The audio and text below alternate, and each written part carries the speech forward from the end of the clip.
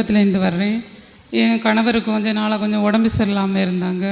அவங்கள நான் விழிப்பு ஜெபத்துக்கு அன்றைக்கி கூட்ட நேரத்துக்கு அவங்க வரமாட்டேன்னு சொல்லி ரொம்ப பிடிவாதம் பிடிச்சிட்டு இருந்தார். சண்டை போட்டு அவங்கள நான் இங்கே கூட்டிகிட்டு வந்தேன். ஆனால் அவங்க உள்ளே இருக்கவே இல்லை. நற்கரண கோயிலில் தான் அவங்கள நான் வச்சுருந்தேன். ஆனால் அவங்க ஒரே தூக்கம், தலையெடுத்து எழும்பி இருக்க முடியாது, ஒரே தலைவலி, சும்மா தூங்கிட்டே இருப்பாங்க.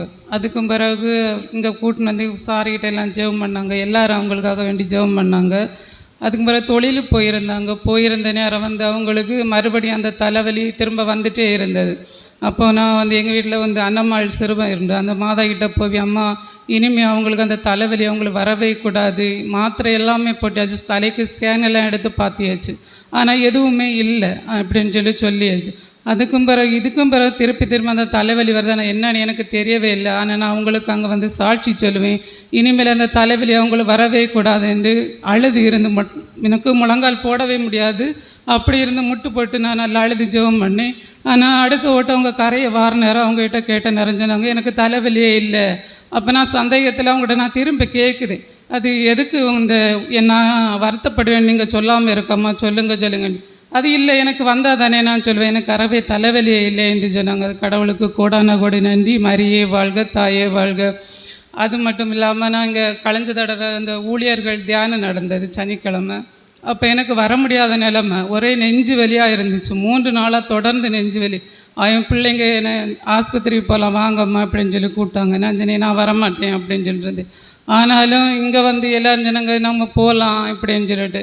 அதுக்கும் பிறகு நினச்சி இப்படியே நாங்கள் வர இப்படின்னு, சரி போகலான்னு சொல்லி வர முடியாத சூழ்நிலையில் பிள்ளைங்களை பக்கத்து வீட்டில் நீங்கள் என்ன நைட்டு ஒரு நாள் தானே தூங்குங்கன்னு சொன்னேன். அதுக்கு பிறகு இவங்க வீட்டுக்கு போட்டியாருனால என்னான்னு சொல்லி கேட்ட நேரம் நான் சொன்னேன், இல்லை என்ன நெஞ்சு வலியாக இருக்குது அப்படின்னு சொல்லிட்டு. அப்போ நான் ஊருக்கு வரேன் அப்படின்னு சொல்லி நான் சொன்னேன், வேண்டாம் நீங்கள் அங்கே நில்லுங்க அப்படின்னு சொல்லி, நான் அங்கே தியானத்துக்கு போகிறேன், பிள்ளைங்கெல்லாம் இருக்காங்க, நீ எதுக்கு அங்கே போகிற அப்படின்னு சொல்லி என்ன நல்லா திட்டினாங்க. நான் சொன்னேன், சரி பரவாயில்ல, நான் பக்கத்து வீட்டில் சொல்லிவிட்டு அவங்கள நான் வீட்டில் அன்னை நைட்டில் விட்டுட்டு இங்கே வந்திருந்தேன். இங்கே தியானம் அன்னைக்கு முடித்து நைட்டு தூங்குத நேரம் இந்த மாதா சிறுவத்து முன்னே தான் பாய் விரித்து படுத்திருந்து ஒரு 2:30 மணி போல் எனக்கு முழிப்பு வந்தது. எலும்பு இருந்து ஜெபம் பண்ணிட்டு இருந்துட்டு 3:30 வரையும் ஜெபம் பண்ணிகிட்டே இருந்தேன். பண்ணிட்டு சொன்னேன், இன்னும் வர அந்த நெஞ்சு வலி எனக்கு தீரவே இல்லை, நான் காலையில் எழும்புத நேரம் இந்த நெஞ்சு வலி எனக்கு இருக்கவே கூடாதுன்னு சொல்லி மாதாமையிட்ட ஜெபம் பண்ணிவிட்டு அப்படியே கிடந்து தூங்கிட்டேன். அதுக்கும் பிறகு காலையில் எழும்புத நேரத்துக்கு எனக்கு இன்னும் வரைக்கும் அந்த நெஞ்சு வலி எனக்கு வரவே இல்லை. அது கோடான கோடி நன்றி. மரியே வாழ்க, தாயே வாழ்க.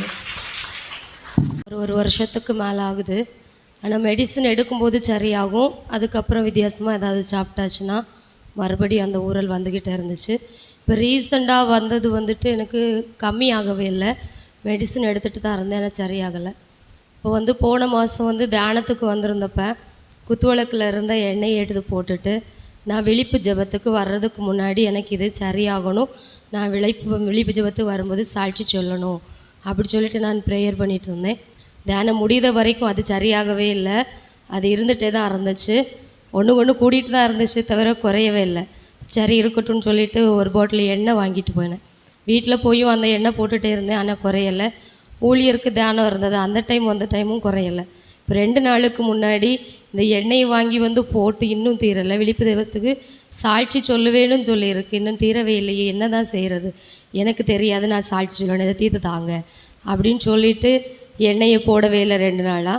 அப்புறம் நேற்றுக்கு பார்த்தா அது கரைஞ்சிருச்சு. இயேசுவுக்கே புகழ், இயேசுவுக்கே நன்றி.